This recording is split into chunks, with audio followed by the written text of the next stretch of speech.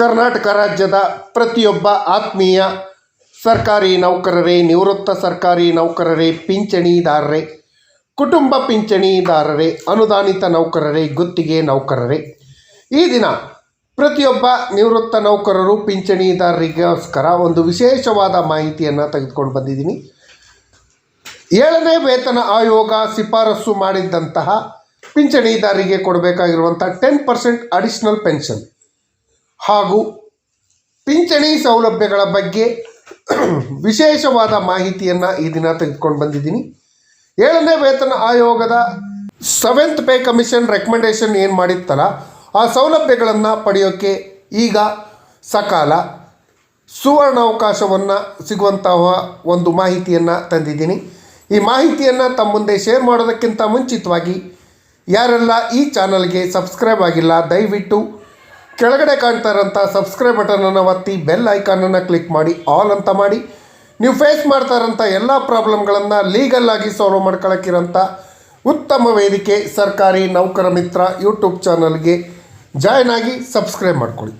ಸ್ನೇಹಿತರೆ, ಕರ್ನಾಟಕ ರಾಜ್ಯದಲ್ಲಿರುವಂಥ ಪ್ರತಿಯೊಬ್ಬ ಸರ್ಕಾರಿ ನೌಕರರು, ನಿವೃತ್ತ ಸರ್ಕಾರಿ ನೌಕರರು, ಪಿಂಚಣಿದಾರರಿಗೆ 7th ಪೇ ಕಮಿಷನ್ ಇಂಪ್ಲಿಮೆಂಟ್ ಆಗಿ ಆಲ್ರೆಡಿ 1.5 ವರ್ಷ ಆಯಿತು. ಆದರೆ 7th ಪೇ ಕಮಿಷನ್ ಏನು ರೆಕಮೆಂಡೇಷನ್ ಮಾಡಿತ್ತಲ್ಲ, ಆ ರೆಕಮೆಂಡೇಷನ್ ಮಾಡಿರೋಂಥ 10% ಅಡಿಷನಲ್ ಪೆನ್ಷನ್ ಇದುವರೆಗೂ ನಿವೃತ್ತ ಸರ್ಕಾರಿ ನೌಕರರು, ಪಿಂಚಣಿದಾರರು, ಕುಟುಂಬ ಪಿಂಚಣಿದಾರರಿಗೆ ಇದುವರೆಗೆ ಸಿಕ್ಕಿಲ್ಲ.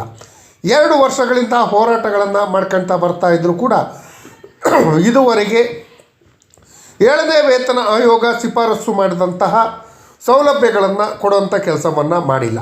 ಅದರ ಜೊತೆಯಲ್ಲಿ 1/7/2022ರಿಂದ 31/7/2024 ನಡುವೆ ಏನು ರಿಟೈರ್ಡ್ ಆಗಿದ್ದರು, ಆ ರಿಟೈರ್ಡ್ ಆದಂತಹ ನಿವೃತ್ತ ನೌಕರರಿಗೆ ಸುಮಾರು 30,000ಕ್ಕೂ ಹೆಚ್ಚು ನಿವೃತ್ತ ನೌಕರರಿಗೆ ಕೂಡ ಇದುವರೆಗೂ 7ನೇ ವೇತನ ಆಯೋಗದ ಪ್ರಕಾರ ಪಿಂಚಣಿ ಸೌಲಭ್ಯವನ್ನು ಕೊಡ್ತಾ ಇಲ್ಲ.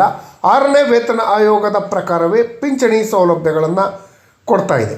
ಇದಕ್ಕಾಗಿ ನಿವೃತ್ತ ಸರ್ಕಾರಿ ನೌಕರರ ವೇದಿಕೆ ಹಲವಾರು ಹೋರಾಟಗಳನ್ನು ಮಾಡಿಕೊಂಡು ನಮಗೆ ಬೇಕಾದಂಥ ಸೌಲಭ್ಯಗಳನ್ನು ತಕ್ಷಣ ಕೊಡಬೇಕು ಅಂತ ಹೇಳಿ ಮನವಿಯನ್ನು ಮಾಡಿಕೊಂಡು ಹೋರಾಟಗಳನ್ನು ಮಾಡಿದರು. ಆದರೆ ಇದುವರೆಗೂ ಕರ್ನಾಟಕ ರಾಜ್ಯ ಸರ್ಕಾರ ನಿವೃತ್ತ ನೌಕರರು, ಪಿಂಚಣಿದಾರರಿಗೆ ಸಿಗಬೇಕಾದಂಥ 10% ಅಡಿಷನಲ್ ಪೆನ್ಷನ್ ಕೊಡುವಂಥ ಕೆಲಸಕ್ಕೆ ಕೈ ಹಾಕಿಲ್ಲ.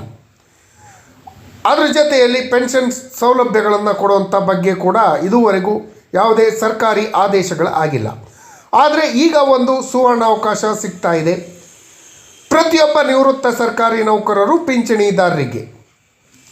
ಈಗ ಬೆಳಗಾವಿಯಲ್ಲಿ ವಿಧಾನಸಭೆಯ ವಿಶೇಷ ಅಧಿವೇಶನ ನಡೀತಾ ಇದೆ. ಈ ಅಧಿವೇಶನದ ಸಮಯದಲ್ಲಿ ನಿವೃತ್ತ ನೌಕರರು, ಸರ್ಕಾರಿ ನೌಕರರ ಸಂಘದ ನೇತೃತ್ವದಲ್ಲಿ ನಿವೃತ್ತ ಸರ್ಕಾರಿ ನೌಕರರ ಸಂಘಗಳು ಜಂಟಿಯಾಗಿ 7ನೇ ವೇತನ ಆಯೋಗದಲ್ಲಿ ಏನು ಶಿಫಾರಸು ಮಾಡಲು ಬಾಕಿ ಇರುವಂಥ 30 ಶಿಫಾರಸುಗಳನ್ನು ತಕ್ಷಣ ಜಾರಿ ಮಾಡಬೇಕು ಅಂತ ಹೇಳಿ ಮಾನ್ಯ ಮುಖ್ಯಮಂತ್ರಿಗಳಾದ ಸಿದ್ದರಾಮಯ್ಯ, ಮಾನ್ಯ ಉಪಮುಖ್ಯಮಂತ್ರಿಗಳಾದ DK ಶಿವಕುಮಾರ್ರವರಿಗೆ ಮನವಿಯನ್ನು ಮಾಡಿಕೊಂಡು ಅದನ್ನು ಇಂಪ್ಲಿಮೆಂಟ್ ಮಾಡಿಸೋಕ್ಕೆ ಒತ್ತಡವನ್ನು ಹೇರೋಕ್ಕೆ ಒಂದು ಸುವರ್ಣ ಅವಕಾಶ. ಈ ಬಗ್ಗೆ ನಿವೃತ್ತ ಸರ್ಕಾರಿ ನೌಕರ ಸಂಘ ಹಾಗೂ ಸರ್ಕಾರಿ ನೌಕರ ಸಂಘ ಜಂಟಿಯಾಗಿ ಒಂದು ಕಾರ್ಯಯೋಜನೆಯನ್ನು ರೂಪಿಸಬೇಕು. ಈ ಕಾರ್ಯಯೋಜನೆ ರೂಪಿಸಿದ ನಂತರ ಒಂದು ದಿನ ಬೆಳಗಾವಿಗೆ ಪ್ರತಿಯೊಬ್ಬರು ಹೋಗಿ ನಿವೃತ್ತ ನೌಕರರ ಹಾಗೂ ಪಿಂಚಣಿದಾರರಿಗೆ ಬರಬೇಕಾದಂಥ ಸೌಲಭ್ಯಗಳ ಬಗ್ಗೆ ಸರ್ಕಾರದ ಮಟ್ಟದಲ್ಲಿ ಮಾನ್ಯ ಮುಖ್ಯಮಂತ್ರಿಗಳು ಹಾಗೂ ಉಪಮುಖ್ಯಮಂತ್ರಿಗಳನ್ನು ಹಾಗೂ ಸರ್ಕಾರದ ಹಿರಿಯ ಸಚಿವರುಗಳನ್ನು, ಶಾಸಕರುಗಳನ್ನು ಭೇಟಿ ಮಾಡಿ ನಮಗೆ ನ್ಯಾಯಯುತವಾಗಿ ಸಿಗಬೇಕಾದಂತಹ 10% ಅಡಿಷನಲ್ ಪೆನ್ಷನ್ ಹಾಗೂ ಪೆನ್ಷನ್ ಬೆನಿಫಿಟ್ಸ್ಗಳು ಕೊಡುವಂಥ ಕೆಲಸವನ್ನು ಮಾಡಬೇಕು ಅಂತ ಹೇಳಿ ಮನವಿ ಮಾಡ್ಕೊಂಡ್ರೆ, ಒತ್ತಡಗಳನ್ನು ತಂದರೆ ಖಂಡಿತವಾಗಿಯೂ ನಿವೃತ್ತ ಸರ್ಕಾರಿ ನೌಕರರು, ಪಿಂಚಣಿದಾರರಿಗೆ ಸಿಗಬೇಕಾದಂಥ 10% ಅಡಿಷನಲ್ ಪೆನ್ಷನ್ ಖಂಡಿತವಾಗಿಯೂ ಸಿಗತ್ತೆ. ಅದರ ಜೊತೆಯಲ್ಲಿ ಕರ್ನಾಟಕ ರಾಜ್ಯದ ಪ್ರತಿ ಊರುಗಳಲ್ಲೂ ನಿವೃತ್ತ ಸರ್ಕಾರಿ ನೌಕರರು, ಪಿಂಚಣಿದಾರರು ಇದ್ದಾರೆ. ನೀವು ಮಾಡಬೇಕಾಗಿರೋಂಥ ಕೆಲಸ ಏನು ಅಂದರೆ, ನೆಕ್ಸ್ಟು ಶನಿವಾರ ಭಾನುವಾರ ನಮ್ಮ ಎಲ್ಲ ಶಾಸಕರು, ಮಿನಿಸ್ಟ್ರುಗಳು ತವರು ಕ್ಷೇತ್ರಕ್ಕೆ ಬರ್ತಾರೆ. ಅದಾದ ಮೇಲೆ ಮತ್ತೆ 1 ವಾರ ಬೆಳಗಾವಿ ವಿಶೇಷ ಅಧಿವೇಶನ ಇದೆ. ಈ ಸಮಯದಲ್ಲಿ ನಿವೃತ್ತ ನೌಕರರು ಪಿಂಚಣಿದಾರರು ಒಂದಾಗಿ ನಮ್ಮ ಸ್ಥಳೀಯ ಶಾಸಕರುಗಳನ್ನು MLCಗಳನ್ನು ಭೇಟಿ ಮಾಡಿ ನಮ್ಮ ಪರವಾಗಿ 7ನೇ ವೇತನ ಆಯೋಗದಲ್ಲಿ ಶಿಫಾರಸು ಮಾಡಿದಂಥ 10% ಅಡಿಷ್ನಲ್ ಪೆನ್ಷನನ್ನು ಕೊಡಬೇಕು ಅಂತ ಹೇಳಿ ಮನವಿಯನ್ನು ಮಾಡಬೇಕು.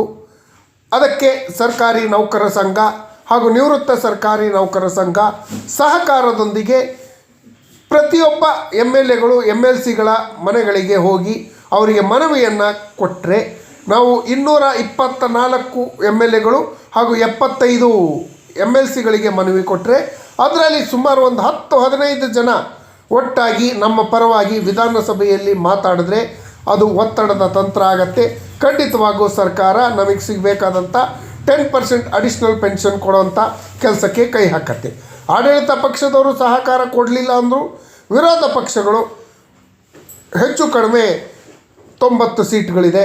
ವಿರೋಧ ಪಕ್ಷದ ನಾಯಕರು ವಿರೋಧ ಪಕ್ಷದ ಶಾಸಕರುಗಳನ್ನು ಭೇಟಿ ಮಾಡಿ ನಮಗೆ ಖಂಡಿತ ಬೆಂಬಲ ಕೊಡಿ, ಇದನ್ನು ವಿಧಾನಸಭೆಯಲ್ಲಿ ಪ್ರಸ್ತಾಪ ಮಾಡಿ ಅಂತ ಹೇಳಿ ಕೇಳ್ಕೊಂಡ್ರೆ ಖಂಡಿತವಾಗೂ ನಿವೃತ್ತ ಸರ್ಕಾರಿ ನೌಕರರು ಪಿಂಚಣಿದಾರರ ಎಲ್ಲ ಸಮಸ್ಯೆಗಳು ಬಗೆಹರಿಯುತ್ತೆ.